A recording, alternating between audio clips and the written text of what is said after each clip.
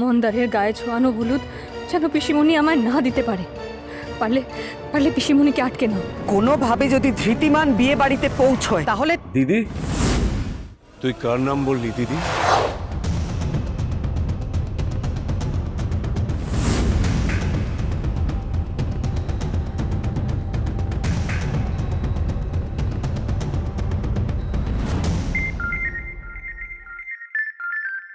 শোনো, এবার কে ফোন করছে? কি হলো দিদি, কোথায় যাচ্ছিস? গায়ে হলুদটা দিয়ে যা। কি ব্যাপারটা কি? এখন কেন ফোন করেছো? কতবার বলেছি আমি কদিন বিজি থাকবো, আমাকে ডিস্টার্ব করবে না। হ্যাঁ জানি, কিন্তু এদিকে একটা খুব বড় প্রবলেম হয়ে গেছে ম্যাডাম, তাই ফোন করলাম। কি হয়েছেটা কি তাড়াতাড়ি বলো। আসলে ওই লোকটা যাকে আমরা বন্দি করে রেখেছিলাম সে পালিয়ে গেছে ম্যাডাম।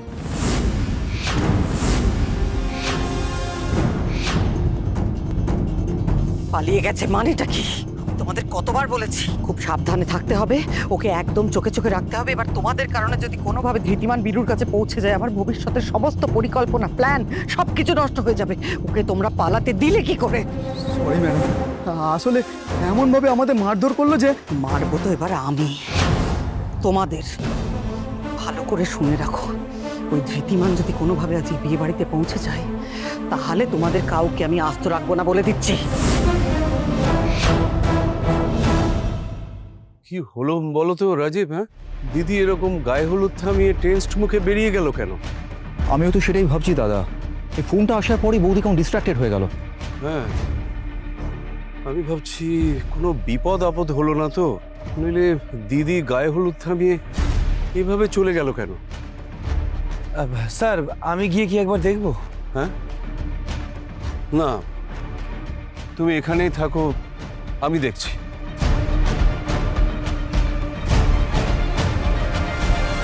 কিছু একটা করো ঠাকুর। মন্দারের গায়ে ছোঁয়ানো হলুদ যেন পিসিমণি আমায় না দিতে পারে। পারলে পারলে পিসিমণিকে আটকে নাও। একটা লোক যে হাত পেটা খেয়ে থাকে, ঠিক করে হাঁটতে চলতে পারে না, দুর্বল, তাকে পর্যন্ত বন্দি করে তোমরা আটকে রাখতে পারোনি? তাহলে এতগুলো টাকা দিয়ে তোমাদের পুষেছি কেন? সত্যি বলছি ম্যাডাম, আমরা ওকে বেঁধেই রেখেছিলাম। হঠাৎ কিভাবে যে ওর গায়ে এত জোর এলো, আমাদের মেরে চাবি দিয়ে শিকল খুলে পালিয়ে গেছে। আমরা কেউ কিছু বুঝতেই পারলাম না।